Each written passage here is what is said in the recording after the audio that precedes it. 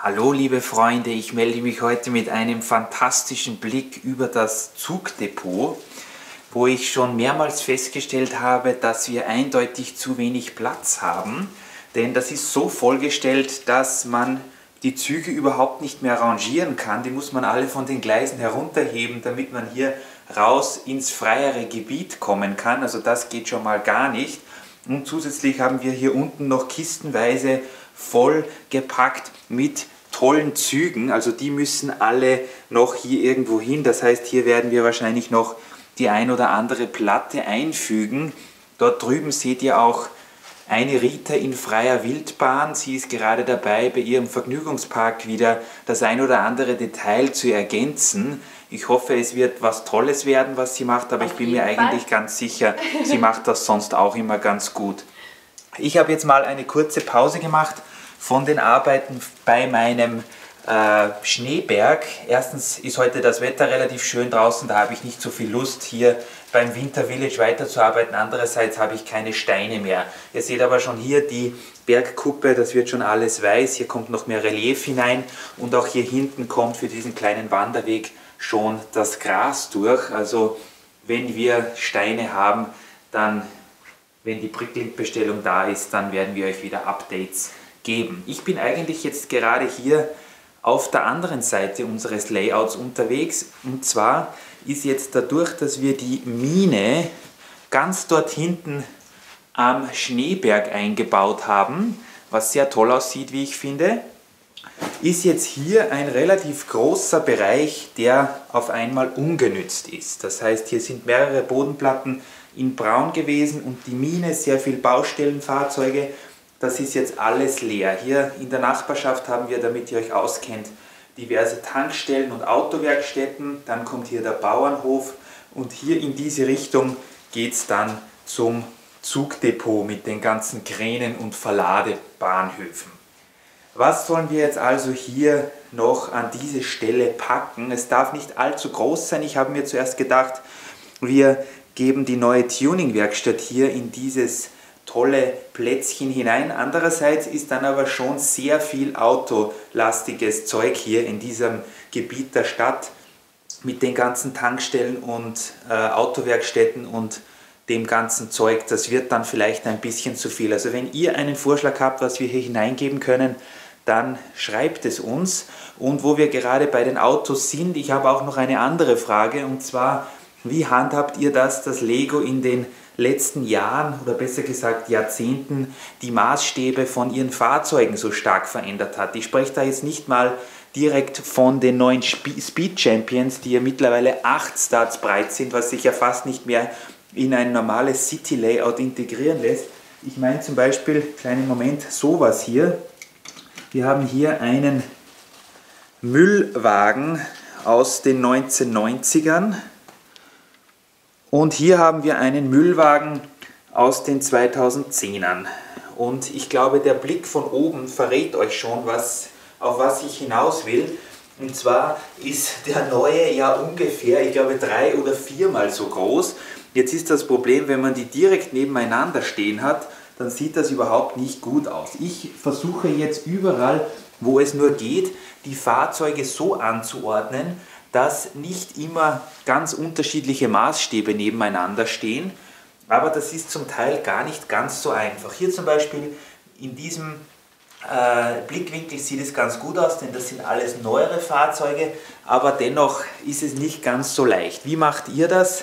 Habt ihr einen Teil von eurer Stadt, wo nur alte Fahrzeuge stehen, einen, wo nur neuere sind? Das möchte ich gerne mal wissen, denn das ist schon sehr wichtig für uns.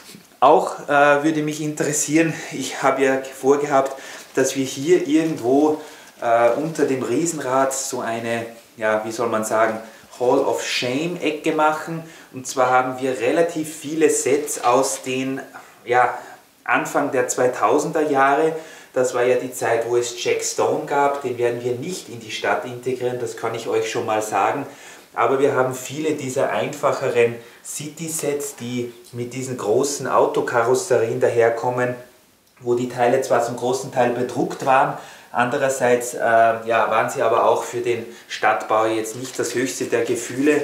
Ich habe mir gedacht, wir bauen hier irgendwo so eine Art Servicestation. Hier seht ihr übrigens die tollen Feuerwehrstationen und Polizeistationen von dieser Zeit. Also ich weiß nicht, mich würde es nicht wundern, wenn Lego damals wirklich in Konkurs gegangen wäre. Ja, das ist die große Werkstatt gewesen, da passt vielleicht ein Auto rein oder nicht mal das.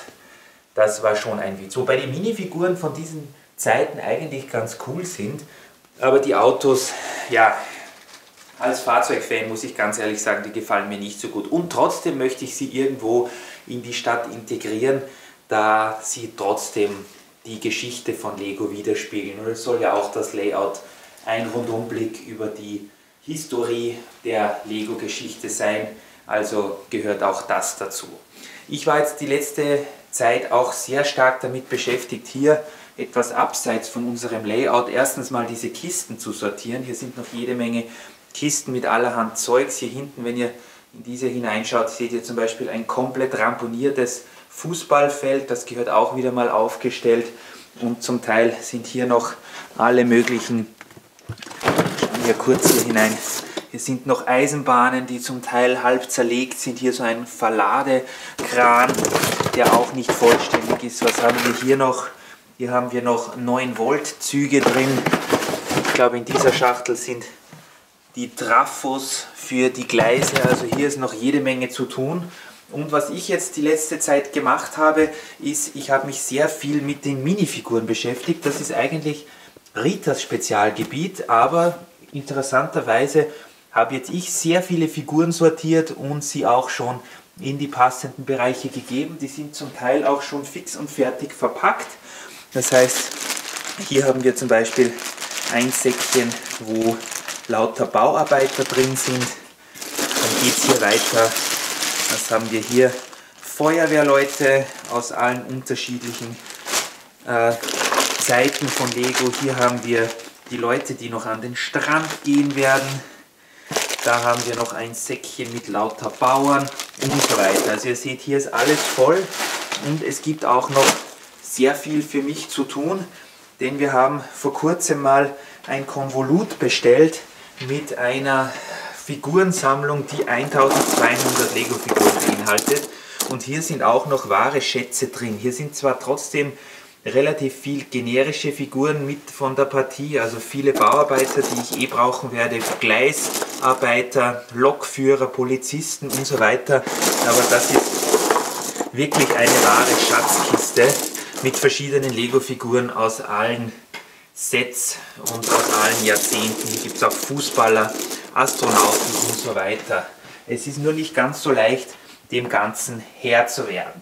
Ja, und fast hätte ich es vergessen. Ich habe wieder mal in unserem Keller ein bisschen zusammengeräumt und da habe ich leider ein wenig ramponiert, aber dennoch sehr schön anzusehen, 2 Sets entdeckt, die bestimmt von uns wieder aufgebaut werden. Vielleicht habt ihr mitbekommen, dass in den letzten Tagen die Barracuda Bay als Lego Ideas Set auf den Markt gekommen ist. Wir haben ja auch schon ein Update-Video, ein Review-Video von der Piratenachterbahn gemacht, weil wir Piraten sehr cool finden. Und passend dazu haben wir jetzt hier die, ich glaube das ist die 6286, das große Piratenschiff, was leider erstens mal sehr staubig ist und zweitens doch ein wenig ramponiert. Aber ich habe schon ein bisschen hineingeschaut. Ich glaube, es sind fast alle Teile da. Das gehört nur ordentlich abgestaubt und dann wieder ein bisschen instand gesetzt. Wenn ihr hier mal hineinschauen wollt in die Kajüte des Kapitäns, hier sind auch noch sehr viele Minifiguren dabei. Wie gesagt, das war so in unserem Keller und mit dabei auch noch diese ja, verwunschene Insel der Eingeborenen. Also hier fehlt auf jeden Fall mehr. Das Set ist nicht ganz komplett, aber auf jeden Fall sind mal die Bodenplatten da und auch einige dieser Südsee-Insulaner, die sind auch mit dabei. Das werden wir auf jeden Fall auch wieder aufbauen.